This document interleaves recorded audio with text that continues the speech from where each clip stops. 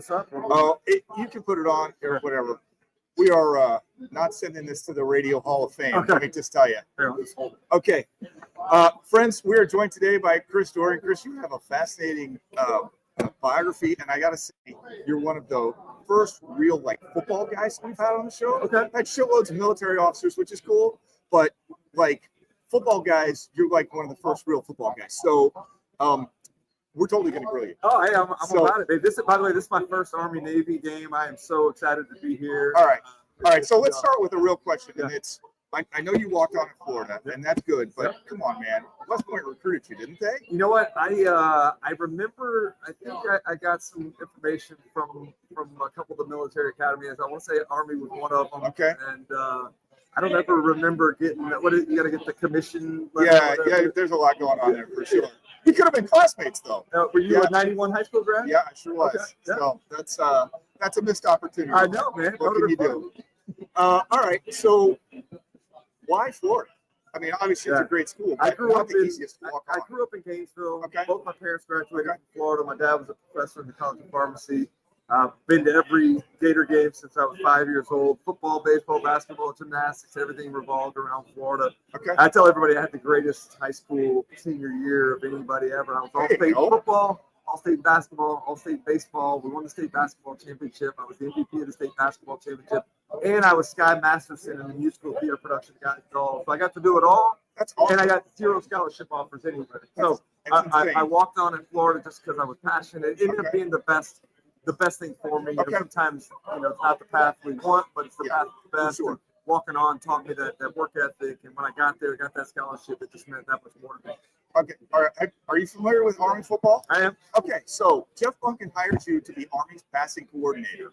How are we improving the Black Knights passing game? I mean, we got to commit to passing the ball a little bit more, right? Okay. You tell me. That would be one of them. I think I would actually be. I always thought about getting into coaching. Okay. In my NFL career, I got cut in a 10-year period of time. I got cut 10 different times. I moved 22 different times across the country. Yeah. The life of an NFL player is very similar to the life of a coach and unsettled kind of job security wise. So I think that would be good because in order to be successful, I had to do the little things correctly. I was a tactician when it came to running routes and stuff. I think I could teach those little things very well. And Michael Jordan's just naturally good. You can't teach somebody to be Michael Jordan, but I could teach somebody to be Chris Doering as a receiver. I don't know if I believe that, but okay. Okay, so let's just step it up. Let's say they make you the offensive coordinator of the Black Knights. How are we changing the scheme? I'm going to throw a lot more. I'm going to spread it out. At Florida, I was, Coach Spurrier was doing, a lot of what you're seeing today long before everybody else. We'd go a lot more 4 or 5 wide. Okay. We'd work out a shotgun a lot. We'd throw the football, stretch teams vertically. Yeah. Ball down the field a little bit more. Yeah, this is definitely not where the Black Knights are right now. No. For better or worse. That's all right. You got to be who you are, man. So how does this compare? This is your first Army-Navy game. How does this compare to Florida, Georgia, Florida, Tennessee, and Knoxville? Talk to me about this. I literally just landed, and this is my first stop here, and so I'm anxious to kind of take it all in. But just being in the lobby down there, seeing all the Army-Navy stuff, the USAA sponsorship, it's very cool. But I'm really anxious to see the visuals tomorrow in the stadium. So I'll let you know. I'll say if you ask about Florida, Georgia. Florida, Georgia is one of those unique rivalries where it's at a neutral site in Jacksonville. Half the stadium's red and black, half's orange and blue. So I think the visuals in that way, we always talk about coming over the Matthews Bridge, what it looks like. I imagine it would be a very similar kind of feel in how the visuals appear in the stadium here in the T-Bank Stadium.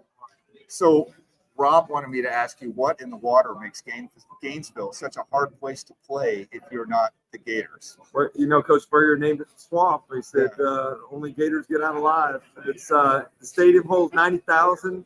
It goes straight up. The visitor sideline is literally about 5 yards in front of the student section.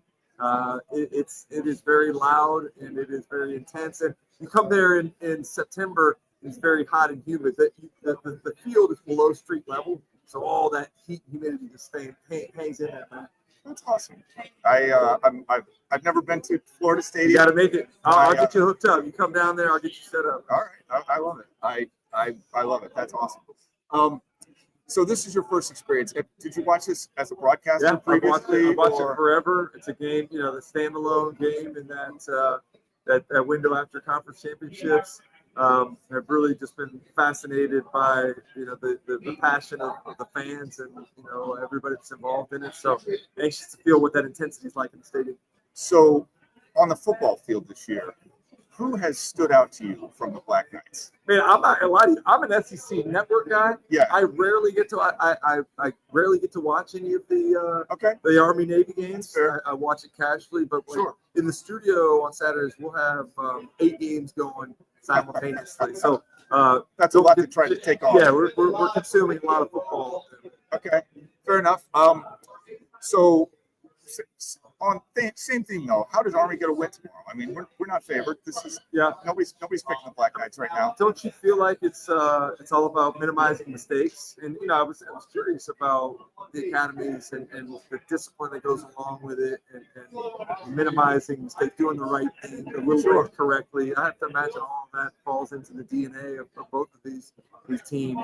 So I think it's just a matter of minimizing mistakes and Army's number one in time of possession. Yeah, for sure. Do your thing That's and move what the they do. chains and grind out the clock and minimize possessions for Navy.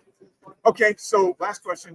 What is one thing you want people to know about you, especially like Army fans that we don't know? Like, what? It is funny that you asked me how because I do remember getting communication from Army back in the day, and I think I would have been good in the academy. They might have made you a tight end. Yeah, I don't know, especially in that offense. I think back then the receivers were 3-point stances too. That would have been very cool. They were definitely wide tackles. Yeah, back in the day. No, but I have a great respect for both of these teams and the tradition here, man, and it's fun just to kind of get to experience it through everybody else's eyes. So blocking on 3/4 of the place, this isn't. No, that wouldn't have been appealing to me. You have to remember going to Florida. I'd catch. My NFL career, I had 3 touchdown receptions. Okay. At Florida, in back-to-back games, I had 3 against Auburn, 3 against Georgia. So the opportunities were a lot greater catching passes than I probably would have gotten at Auburn. All right, Chris, thank you so much for joining us here, today. Thank you for having me. All right. So much fun to be with you guys. Thank you.